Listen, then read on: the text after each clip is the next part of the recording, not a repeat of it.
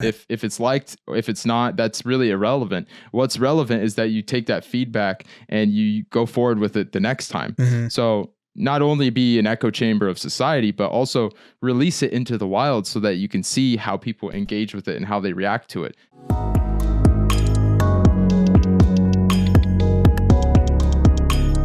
Hey everybody, welcome back to the Jesse Nyberg Podcast. Today I have on Timmy, or Visualtimmy, super cool dude that I've known for quite a bit, but at the same time, we don't really know each other at all. So I'm glad I'm gonna finally get to talk to him. And how you doing, man? I'm doing great, dude. How are you doing? Pretty good. Just made some coffee, kind of getting ready to settle into this. Have you are you in Chico, right? Then? Yeah, I'm in Chico. Okay, yeah. I live kind of north Chico by the freeway. Okay, yeah, because I went to Chico State, as well, but for anyone that doesn't know, and I feel like I know you from that, like, geographic location through, like, some kind of algorithm or whatever online, but I've never actually met you or knew if you knew people that I also knew. You know what I mean? Yeah, I feel like we kind of danced around each other. We definitely know a lot of the same people. Mm-hmm. For example, Wiggy Beats, I asked him, I was like, oh, do you know Jesse? He's like, oh, yeah, I follow him on Instagram. Yeah. So there's definitely a lot of mutual connections. Did you go to the us. school, or were you just living over there? Yeah, I went to Chico State. I went for music industry. Mm-hmm. And then, first I went for computer science. Then I switched majors to music industry. And then I ended up leaving Chico State to pursue graphic design. So like I kind of swum my way through and figured out all the things that I didn't want to do, and then decided to kind of break away and do my own thing. Yeah, because when you were there, or like when I kind of found out about you and we started chatting online and stuff, I was probably maybe a junior at school or so, and I always wonder, like, is he even go to the school? Is he a local? Like, but I just felt like I don't really need to ask about that. It doesn't seem to matter. But what made you want to just, like, I'm sure you like the music stuff still, but what made you want to go all into the digital art or like design stuff? Well, there's this program called SOTA, and at Chico State in the music program, it's school, I forget what the acronym is, but they do music events, and they help set up cool different events that go around campus. We do flyers, and we would kind of break off into these little teams, and there would always need to be somebody to take care of the poster for the event. And I was always raising my hand because back in the day in high school, I was kind of messing around with the cracked Photoshop, right? And I was having a lot of fun doing that, kind of making my own logos. They were all terrible, but I had a lot of fun doing it. So when it came around to doing that for SOTA, I got really excited, and slowly but surely my interests kind of shifted, and my focus was 100% on design and kind of making art and stuff. So that's kind of how I funneled into that kind of way of being. And I decided, like, I really like this. I really like doing art more than music. And luckily, everything ended up getting shut down, and all the music events got kind of muffled. So it's nice that I was able to kind of shift at the right time, but you never know what's going to happen these days. Yeah, it's interesting too, because I feel like a lot of people that pursue like creative like careers, or I don't know, for lack of a better word, like some people would call them like riskier or whatever, and just kind of like where it really matters on like the individual rather than like, oh, you have the degree, you're an engineer, like you're good to go. And it's funny because a lot of them have like, oh, I'm music or I'm design or art, but my fallback's like just this other like one that's just as risky, like, well, I don't need music's not for me. I'm going to pursue art or whatever. And I feel like it's just inevitable. Like people with that kind of like mindset, they're always going to want to pursue those types of like more creative careers and things. And I think it's pretty like cool that you just went from making those little posters to all the stuff you're doing now. I mean, it's came a long way, pretty much.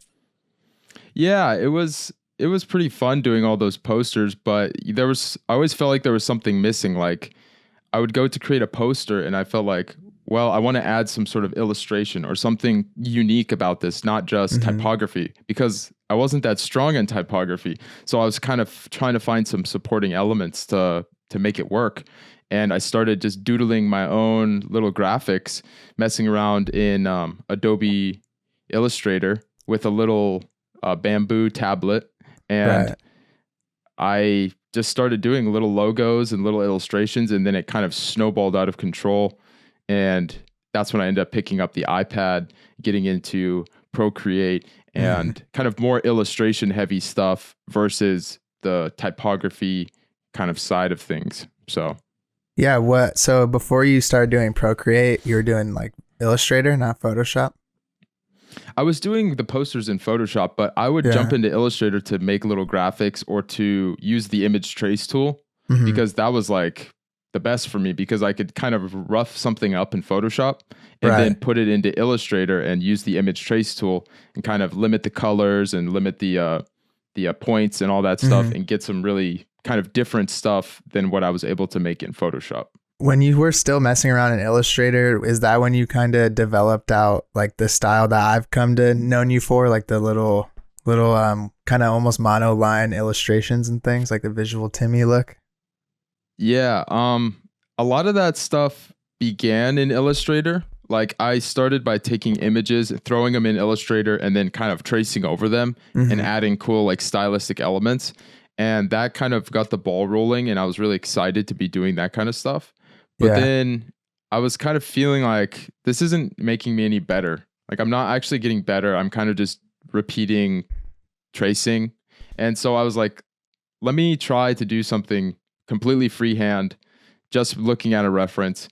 And over time, I slowly kind of started to develop this monoline look. And I really, really dug the way it was coming out. Just kind of minimal, simple, black and white, and just kind of learning about shapes, negative space, and stuff like that. And that came once I started using Procreate, definitely. Yeah, I feel like for you, like you're a big Procreate person. Like when I think of people that use Procreate, I usually would think of you or reference you because I don't know people that see you from like the outside. It seems like you single-handedly use that and you're good with it. You know, like it's kind of taken over your own little niche in the digital space. And when did you start getting into that? Like when it first came out, pretty much. Get an iPad. I was pretty late. I was pretty late on that train. I didn't even have an iPad until after I was already working in Illustrator using the Wacom bamboo tablet. Right. So I decided that I would get an iPad specifically for Procreate because I really liked how it was like a stripped down version of Photoshop, like way more simple, way less tools. Because you're using only those drawing tools anyway, right? Yeah, I'm using just a pen and like, the selection tool and an eraser. Right. So that kind of simplified things so that I wasn't always trying to use all these fancy filters and end up kind of doing more harm than good. So by using something that helped me strip down to the most kind of like basic things that I was experimenting with, it opened up a whole world. And they say that like limitation breeds creativity, but I really did feel that way. Like I don't have to worry about color. I don't have to worry about complex filters and adding all these layers. I just have to make one line look good. And so that's kind of the route that I took. Yeah. And it's cool. And I mean, like Photoshop has that kind of vibe where it's almost like harder to do simple things, Procreate, like I'm sure you fell in love quickly with like the gestures and all that kind of stuff because everything feels like very seamless. And like it definitely, I'm not as much of like the illustrative type of designer, but it definitely caters like heavy to it. I know people that Procreate pretty much, maybe you as well, like changed like your whole like pretty much career projection, because it's just that powerful of a tool. When did you, because like I know you're one of your big things is not only you have this specific style and your client commissions and kind of ventured off into digital art, but when did you start getting heavy into like the textures and brushes and all that web online store stuff? Well, it was shortly after the whole Procreate thing, and I kind of got absorbed with it. And I was watching an episode of The Future on YouTube with Chris Do. Yeah. And he brought on the creator of Design Cuts. And he was talking about like why the products sell the the way they do. And it's because they're unique. It's because, they disrupt the market and they make things easier for creatives.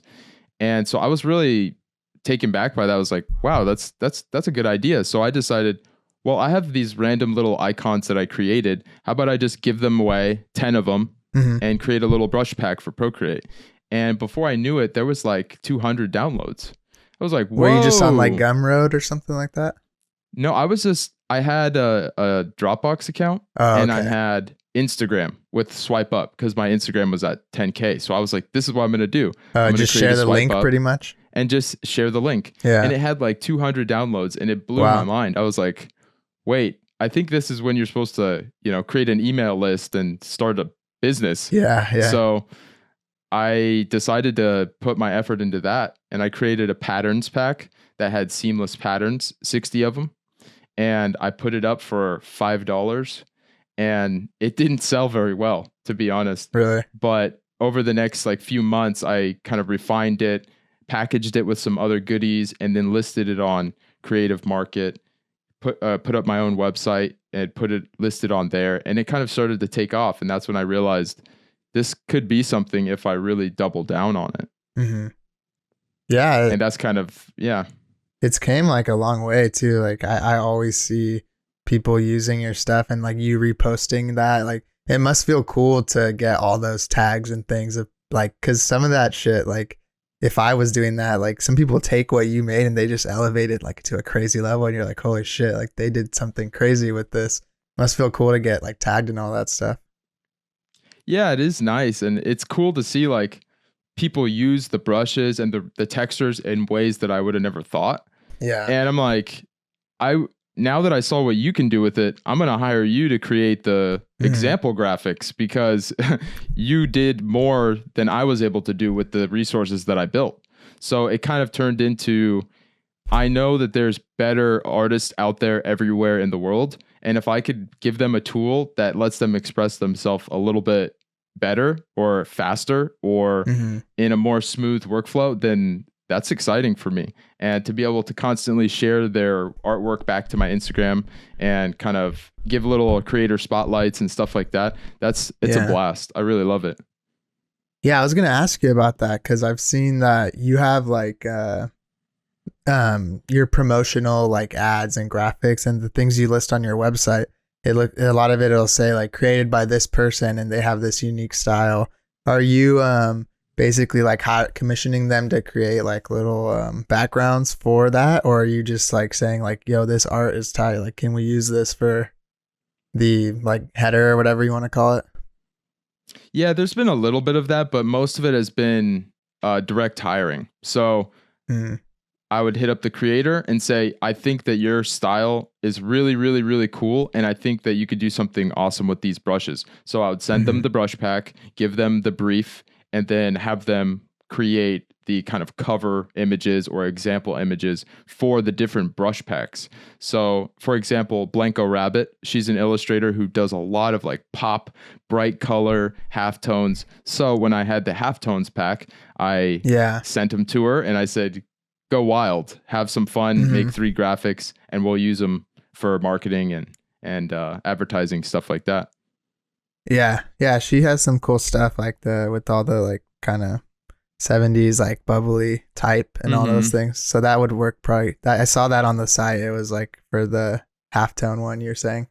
One thing that I always thought was like pretty intense ever since when I started talking to you about it maybe a year ago.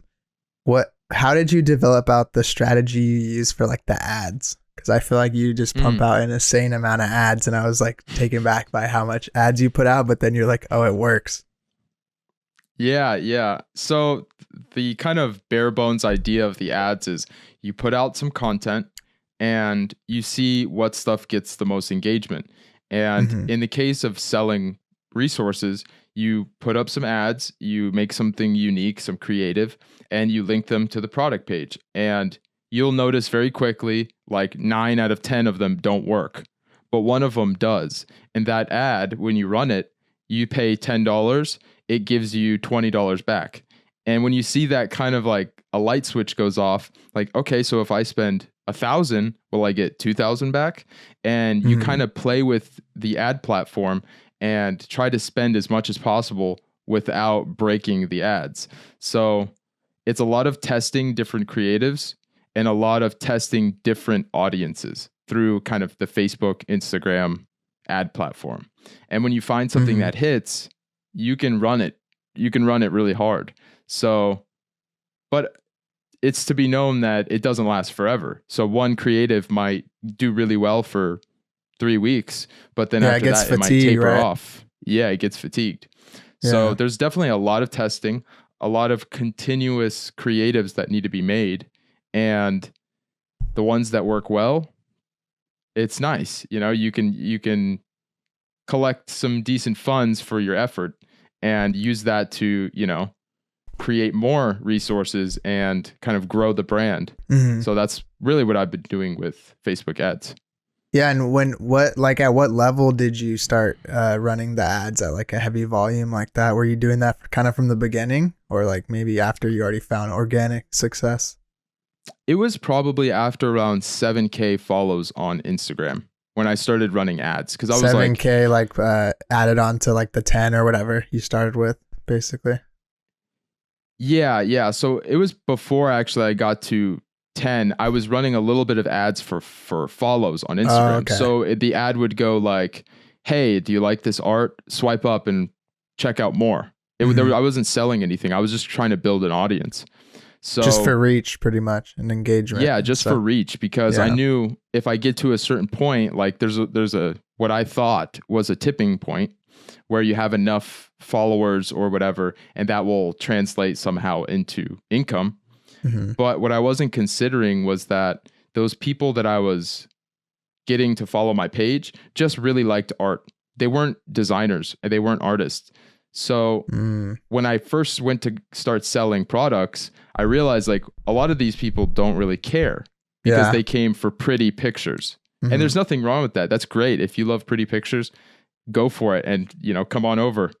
But in the end of the day, that wasn't going to kind of change my business. It wasn't going to get me sales. Right. So that's kind of when I started shifting to running ads directly to product pages. And that's kind of when things started taking off. So yeah, it was definitely around 7 to 10 is when I started running ads heavily. And I haven't really stopped since. So you kind of had in the beginning, you were kind of had the wrong target demographic pretty much, right? Because everyone was just more appreciators of your style and the art, and they could care less about textures and brushes and whatnot. So at that point, did you start doing like a heavy push to kind of get your page to be more, you're getting followed by fellow designers and artists rather than just, I don't know, fans or connoisseurs, whatever you want to call them? Yeah. And that's kind of around the same time I also switched the front facing parts of Visualtimmy. Before was, I create minimal graphics, hit me up for custom design. That's kind of what I was putting out there. And when that started to shift, when I had some digital products for designers, I kind of started shifting to, "Hi, I'm Tim, and I create digital resources for creatives." Right. And that kind of immediately just changing your bio on Instagram. Different people will connect with that and they'll follow you for that reason. So doing less things like giving out a bunch of free wallpapers, like, "Hey, come download all these wallpapers." That gets the picture lovers engaged, but the designers kind of just use their own wallpapers or, you know, that's kind of not what they're interested in buying or downloading. So by then offering different free things like, "Hey, come get my free starter kit for Procreate that's got 15 dope brushes." Now I'm getting leads and I'm getting other creatives for those kind of lead magnets per se. Yeah. So it's definitely just a shift of how you present yourself and of what you're offering. And that definitely brings different people around.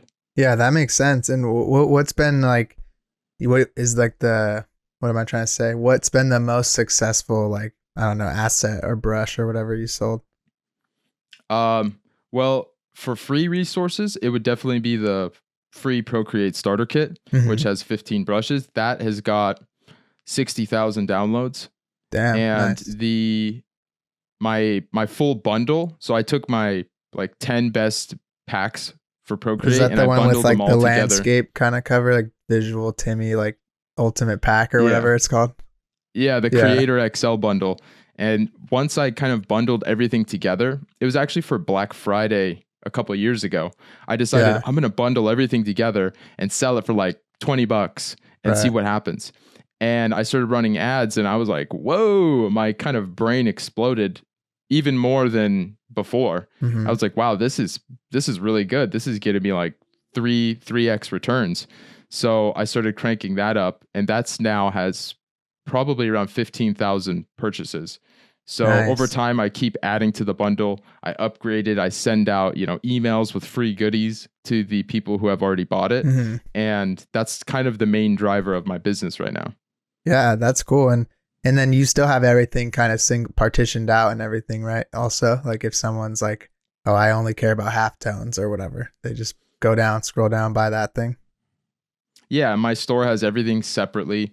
And of course, the bundle is like the best value because everything is around like $20 each separately. But when you get the bundle, it's like $48 and you get 10 packs. So it's like, why would you not? Right. If you're going to get one, that's kind of the mentality that I had was, if someone's going to invest in more than 2 of them, they probably will use like 5 of them or 6 of them, and it'll save them $200 if they just get the bundle instead, which is better for me, better for them. I think it works pretty well all the way around.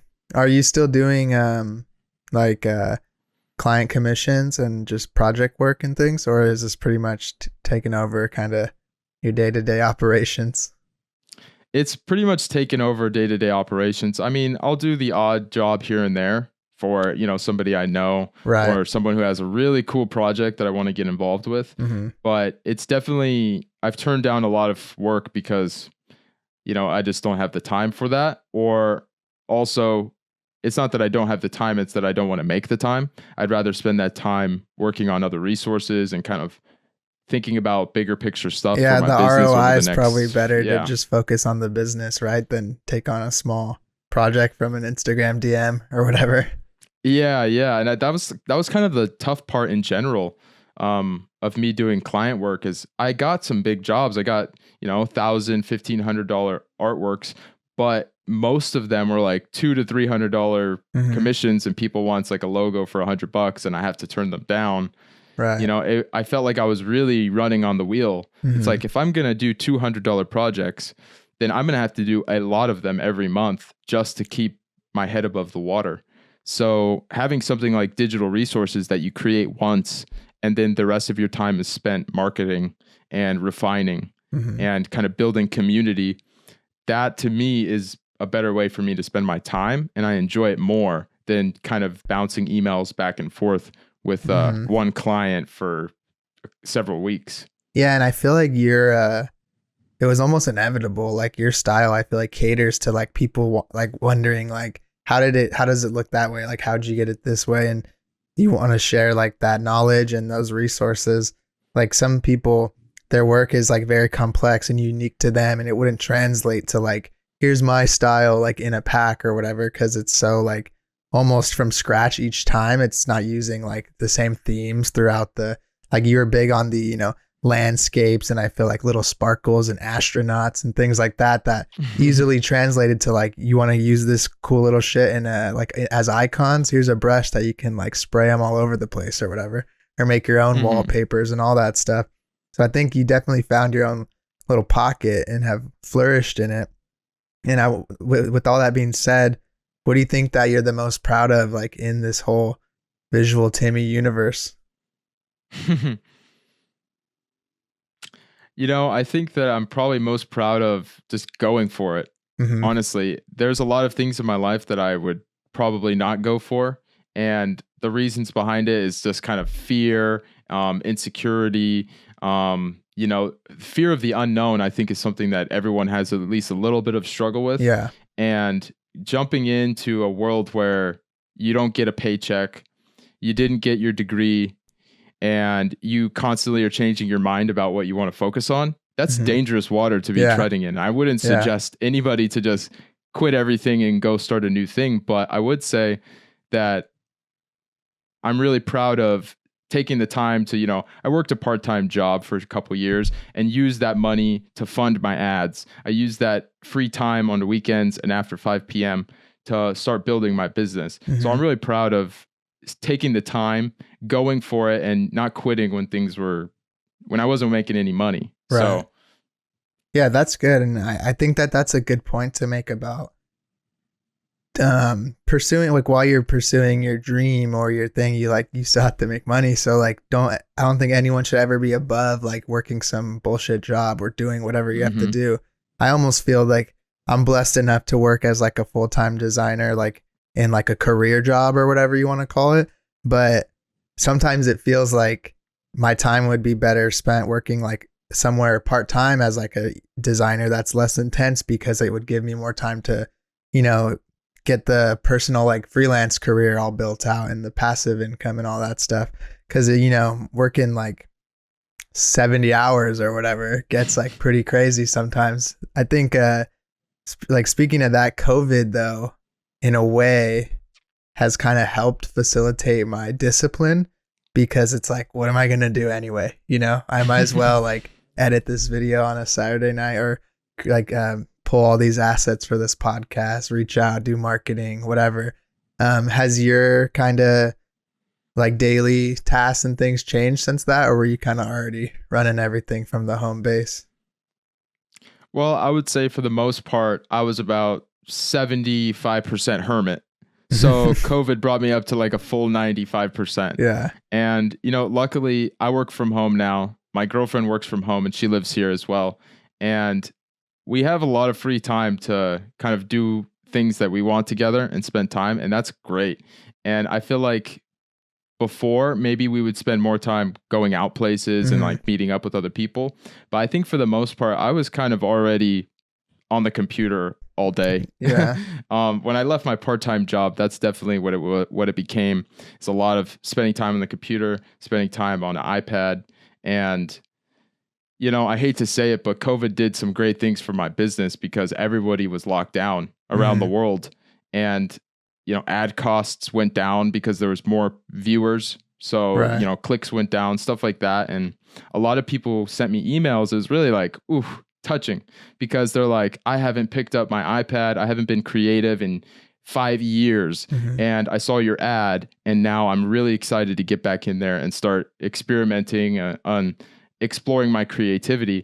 And I think that's really cool. Yeah. And I don't think that would have happened for a lot of people if they weren't forced to slow down.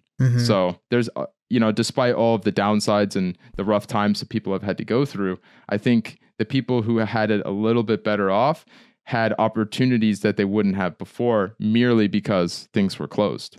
Yeah. And I think polarizing times and things that happen that kind of throw a wrench in the world. And when things happen like this, like whatever you want to call them, disasters, a pandemic, just like a big mix up, there's definitely something that happens where people either thrive in that and they use that disadvantage to elevate themselves to like a higher level and kind of take advantage of the fact that most stuff's going to be like in disarray. So it's like, this is my time to shine. Or it's like you get bummed out and you're like, damn, everyone's like out not working, or this sucks. And I think that the more that you can kind of take in all that's going on and like turn it into something good, the better.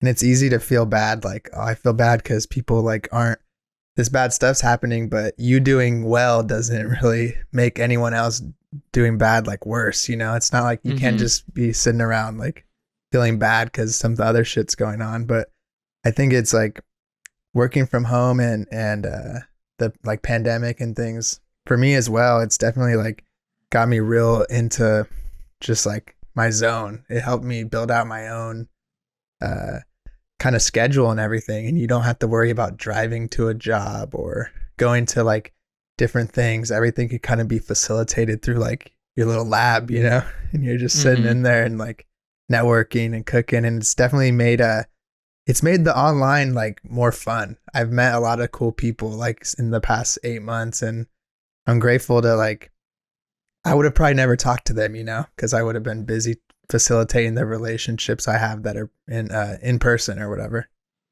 So it's pretty Yeah, cool.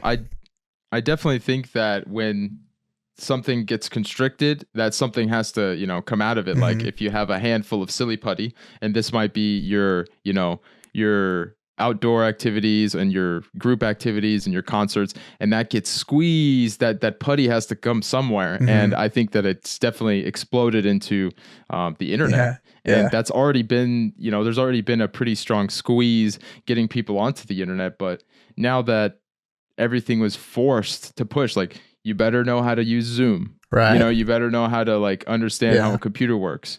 Because people who wouldn't have to work from home now are given that opportunity, or that kind of, they're not giving an opportunity. They're told that they have to work from home. It's weird to see So the difference in the people that like are bummed about it and the people that are like, thank God, no more traffic or yeah, whatever. yeah. So it's inevitable that there is going to be some sort of squeeze elsewhere, Hmm. but it's nice to see that there is some light at the end of that tunnel. There's a lot of people making connections, a lot of people exploring their creativity, and I think that's a beautiful thing. Yeah, definitely. It's well put. And I'm just glad that um people's like, yeah, like at the end of the day, like people's will and stuff is strong and shit will move on. Everything will be all right and we'll keep it going, keep it moving. And one thing, speaking of all that, one thing I've been seeing that you've been, I don't know, teasing or whatever is like this kind of Timmy or like app or website or whatever you want to call Yeah. it, social media. And I'm interested to really hear about what are your plans for that and like what it even is really, because it seemed kind of like confusing to me at first. Yeah. So the reason why it's been confusing, because I've been trying to work through some of it as well. Mm-hmm. But what it's going to be is an app called Visual Tribe, and it's really geared towards my customers Mm-hmm. and people who plan to subscribe. So it'll be a monthly subscription, and there's going to be opportunity for creators who have something to teach, something to say, and something to share, the opportunity to come on, be the guest creator of the month or creator of the week, and share some content and kind of get their message out there. Because I know there's a lot of creatives who have something to teach. They have something special about their work or their process that they want to get out. Mm-hmm. And I think having an app that's solely focused around that will be a great opportunity for those people to not only share their work, but to make money doing it, and to be a part of like an art family that you don't get distracted. Because I mean, I love Instagram because it's helped me build my business and an audience, Mm-hmm. but it's very distracting. I can Yeah. totally get lost in all kinds of content that's not educational, that's not kind of helping me. Sometimes it's even might be hurting me, Right. because of like envy and stuff like that. So this app will be an opportunity to kind of gather people together and create a space for them to share their work, get feedback, and also get a drip feed of content that will help them in their creative Yeah. passion. And not a lot of bullshit and like just Yeah, no bullshit. booty girls and fucking muscle dudes and like random shit that pull up Yeah. on the Instagram. And so It's not allowed. and like that's the problem with Instagram is I feel the same way about it.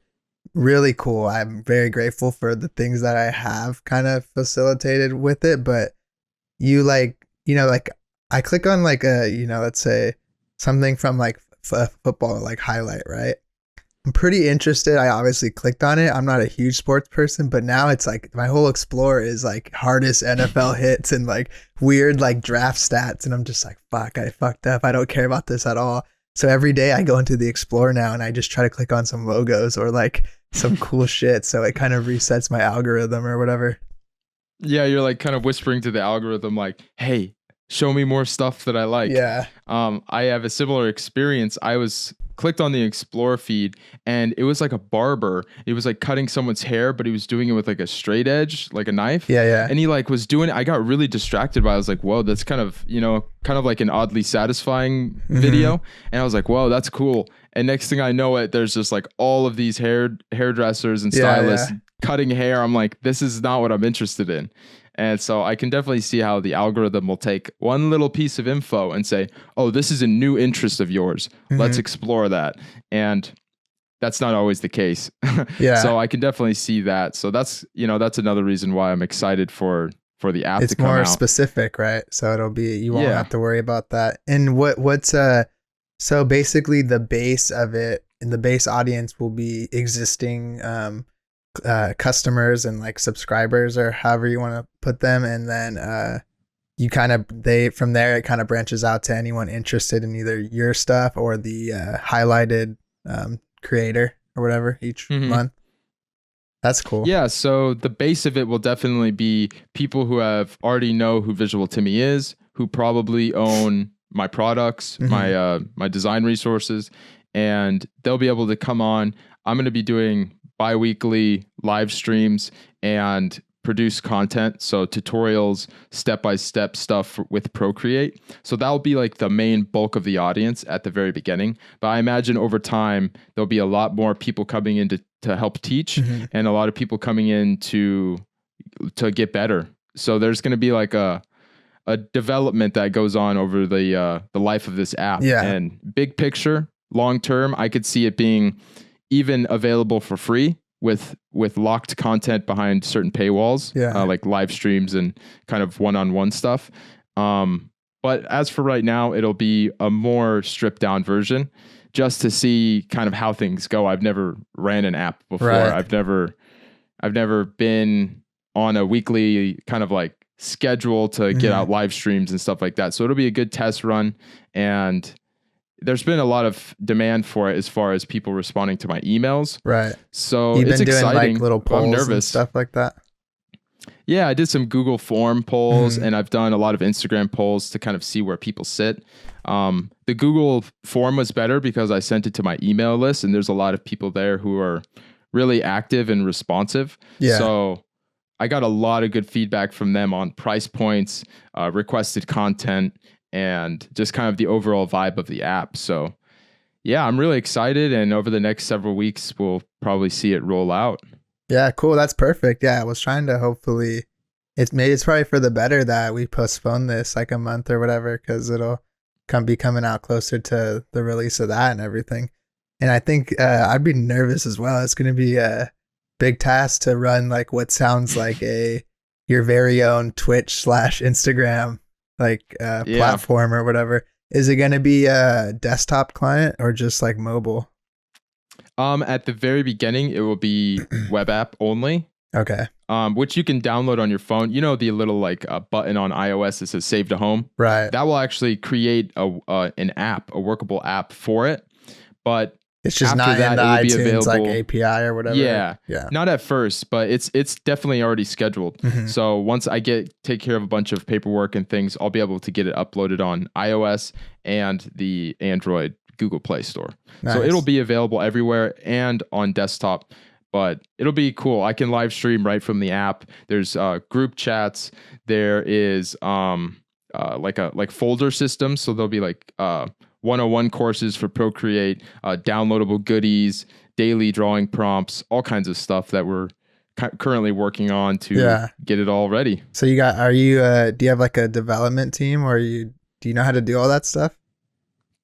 Well, I don't know how to do all of it, but I know how to do a little bit of it. We have, it's a service that does white label apps. So they kind of build the structure of the app for you so that you don't have to pay, $100,000 to design and host your app. Right. So they do like a lot of the bare bones structure, and then I get to come with them with the UI and everything and features and help them kind of get everything together. That's cool. Yeah. It kind of sounds like you're pulling some of the elements from all these different platforms that are powerful. Like you kind of got the group chat folder or whatever system from like a Discord or like a Slack. You got the live streaming aspect that could be like a Periscope, Twitch type thing. Got the almost Instagram feed type thing. I think it's going to be like nice for people that want to enjoy your content without having to go to all these different channels and figure out different schedules and whatever. And if someone's like a diehard Visualtimmy person, I think that they'll be excited to just be at the forefront of this new thing. Do you have any plans for the types of like what do you call them, like guest speakers or whatever, or hosts that like what are they gonna do, like teach their own classes, you said, in a way? Yeah, so first we're gonna start off with creators submitting tutorial content. Like, hey, I want to teach how to deal with tough compositions. Okay, so they'll release 1 to 3 videos on that one topic, and then they'll get promoted like a on the Skillshare app, almost type thing, right? kind of like a Skillshare. And then down the road, I think that the people who really enjoy it, as far as the creating content goes, they'll be granted permission to do things like their own scheduled live streams on the app, and they'll be able to kind of have like a course almost and be like a partner or whatever of like the app. And I'm sure there's all kinds of cool things that we can do by setting up like, hey, if you refer the people, you also get paid, plus you get paid for your content. I'm still working all that stuff out, but I feel like down the road it will build into something great. But at the beginning, it's really going to be like customers who already know me, who want more live stream content and, monthly downloadable goodies. I know that's a big one. People love their goodies. So that'll be the main focus at the beginning, but who knows what it'll turn into. I'm always kind of morphing and adapting along the way. So in terms of goodies or whatever, for now, are you just sending those out in like email, like a list and things like that? Yeah, right now I use ConvertKit for my email. They have like really good automation. So A/B testing and all that stuff too, huh? Yeah. If someone downloads something, they'll get popped into like a sequence. Then they'll get emails over the next like 30 days with goodies, tutorials, stuff like that. So I kind of already have that in place, but I just want to build upon it and make it much better and make it better experience for the customer. I'm going to need to tap into your brain at some point about that stuff, because I've always been interested in the targeted like marketing and email stuff. Like that's not invasive, like for people that actually want it, because it helps streamline, like you don't have to do the messaging yourself and stuff, and it helps automate it. So that's cool. And you seem to know a lot about that. And have you just kind of learned about all this, SEO, marketing and all that stuff pretty much as you went on? Or were you like kind of compiling knowledge before you even like took the leap into this business? I'd like to believe that I kind of had it together a little bit, but probably not. I really have been like, okay, I want to start an email list. Let me go watch 20 hours of YouTube content on building email lists, building a following, how to deliver content, how to schedule emails. Like basically I jump into something before I'm ready, and then I do a lot of scrambling to pick up the pieces, figure it out. And then once it's figured out, then I can like go even deeper into it. But I feel like, they say done is better than perfect.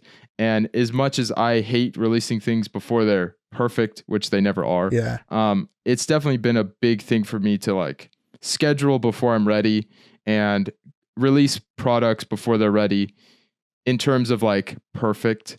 Because I mean, over time, I've probably updated my main bundle like 20 times. Like I've added new brushes, I've replaced things, I've removed things, I've upgraded existing content. But I feel like if I would have been waiting for it to be ready, it probably wouldn't even be out still. Yeah, so and done. I like that done before perfect, because you can always upgrade and you can always archive or whatever you want to call it. You just stuff delete isn't it forever. If it doesn't work. Yeah, that I think people need to really take that into account when it comes to social media.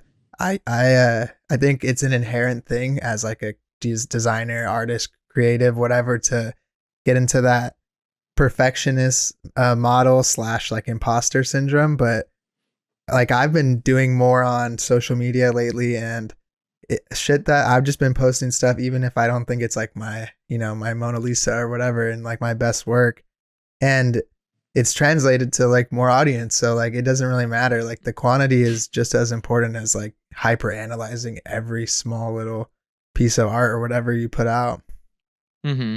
Yeah, I mean, for example, if you work for 10 years on a painting and you finally get it at what you believe is absolutely perfect, you release it onto the world and nobody sees it because you didn't share any of your process. You didn't share any of your bad work. So people don't really know kind of where you've come, and you've never really been vulnerable with your work that you disliked. So you haven't created a connection with really anybody, and you might have a beautiful piece of artwork and it might go off the rails at auction.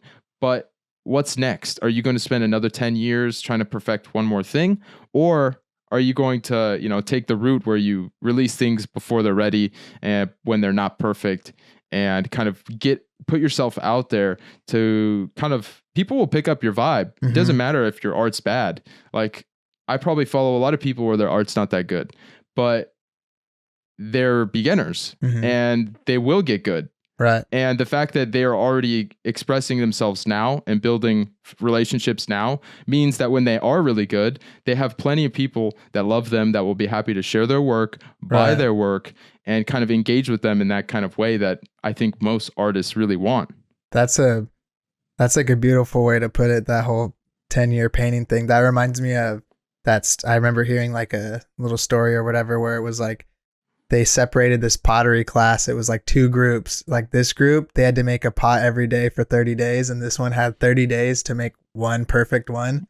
And on the 30th day, the 30th pot from that group was better than all the ones from the ones that took 30 days, because they didn't have any trial of error. They weren't able to experiment. They just had to sit there and hyperanalyze that one thing. And it gets to a point sometimes where you start making shit worse, because you're sitting with it for so long. Yeah, there's a lot to be said about that kind of workflow of just putting it out there. And I forget who said this before, but something along the lines of you create it and then you release it. You release it into the wild and it takes on a life of its own. If everybody hates it, then it's going to take on that life. If everybody loves it, it's going to take on that role. Like, it will kind of weasel its way through society and culture and find out where it fits. Right. If it's liked, if it's not, that's really irrelevant. What's relevant is that you take that feedback and you go forward with it the next time. So not only be an echo chamber of society, but also release it into the wild so that you can see how people engage with it and how they react to it. Because if you're only letting yourself decide that, you might think that it's terrible, but there's maybe 100,000 people out there who want to wear it on a shirt. Yeah. But you didn't give them the chance because you're selfish. Yeah. So, narcissism, self-consciousness is also a form of, being selfish and not wanting to share what you have with the world because you don't think it's good enough, or you think people are going to judge you. Newsflash, people are going to judge you anyways. So you might as well have some fun. Or they're going to judge you for never putting anything out. Like you're a fraud or whatever, So yeah, exactly. It's funny because speaking of, like you say, some people will like it, some people won't. And one thing I've learned on why I've tried to become less precious with things like not so much client work, because that's different, but like personal stuff, is because you could never predict what people are going to like or not anyway. No matter how I do something, I think it'll work, do it again, doesn't work. Throw something together in 30 minutes. Oh my God, this is beautiful, or whatever, like it blows up. Yeah. It's so hard to like there's no way to really track it back. You can have analytics, variables, all this bullshit. But at the end of the day, like, it's almost just like a shotgun effect, You just put shit out. Hopefully it hits somebody. They spread it out, and that's the best way to do things, is so once someone sees something, if they see it enough and like it enough, they pass it on, and just goes out into the ether or whatever. And then you're good. But if you sat there and waited to show this thing to this one person and they didn't like it, you wasted all that time. And that's a big bummer, Yeah, there's definitely a lot to be said about learning from other people's perspective and opinion. You might think it's bad, they might think it's good. You might think it's good, they might think it's bad. It's important to get those perspectives, because no matter if you disagree with them or not, it's part of growth is hearing what other people have to say. Yeah. And if you're kind of close yourself off to that out of fear, or because you just think like the client doesn't know better than me, like I think this design's perfect, and I don't want to work with them because they think it's bad. You gotta kind of let down your guard a little bit and not be so emotionally attached to it, because once it is out in the wild, it's not yours anymore. I mean, the internet will take it and do whatever it wants to it. They'll make a meme out of you. They will draw over your artwork and make it even worse. You have no control filters, once you put it out there. So it's also freeing. Yeah. Because once you do let it go out, then the burden's no longer on you to make it better, to make it perfect. Because especially if it's an artwork, you get the opportunity now to move on, to create something else. And if you never release it, then you might be holding on to like 20 projects that you're afraid to release, and that will stop you from having the headspace to keep creating new things. Yeah. Yeah, that's definitely right. Speaking of, you're saying you can benefit, you're right, you can benefit from the way other people think of things, because it gives you a lot of insight on the way other people see things, and it's, you get out of your little echo chamber, tunnel vision, whatever. Speaking of that, I like to ask most people, like, who are some of your biggest inspirations currently, and people that you've been looking to in like this, I don't know, digital or design space, that you could kind of direct some of the viewers to? Well, I was really digging Mark Conlan. So he's an illustrator, and he's done a lot of work for Coca-Cola and all these big brands. What is it? The New York Times. Nice. The cover.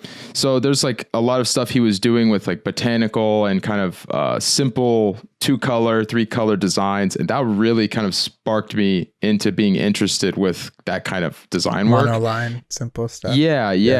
And so then I stumbled across hashtag black work, hashtag ink work on Instagram. And that's when I discovered a bunch of cool artists, and they all kind of had the same style. It's like, I wonder how I can kind of jump into this. Like, how can I fit myself into this hashtag while also bringing my own flavor?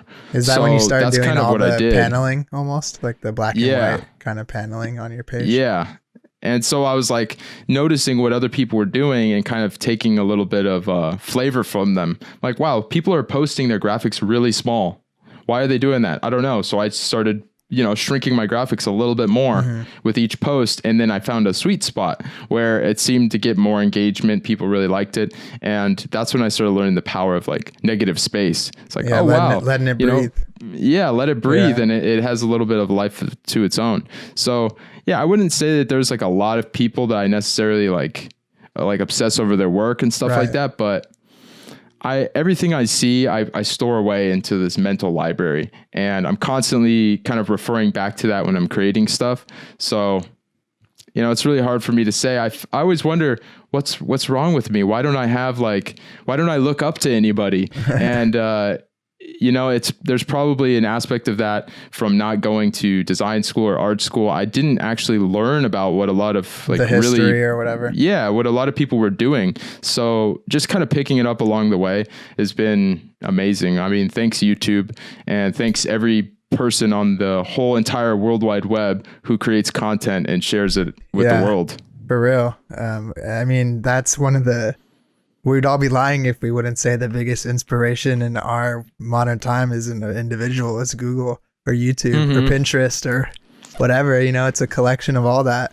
And what's really cool is when you find this stuff that you like, and you one day, either organically or you search through it through a tunnel, you find the person who made it, and you're like, oh, now I get to see tens of thousands of more of this exact thing that I caught my eye. So that's cool. And shout out to this, what's his name? 2-3-color floral man. Oh, Mark Conlan. Mark Conlan. So we'll throw that in the description. You could check him out. And speaking of description links, I want you to plug all your stuff. We're gonna just shoot it away. All right, you can find me anywhere on the web at Visualtimmy. And that will be one word. You can find me YouTube/Visualtimmy, Instagram Visualtimmy. And you can find me at visualtimmy.com. That's where you'll find any Procreate resources, textures, brushes, color palettes, the whole 9 yards. And that's where you can link up with me anywhere on the web. Nice. Beautiful little presentation there. And you can also stay tuned for his app. Follow him. It's going to be coming out soon, the Visual Tribe. And thank you everyone for listening. Like, comment, subscribe, rate if you're on the audio, and let's keep it going. And I'll see you next time.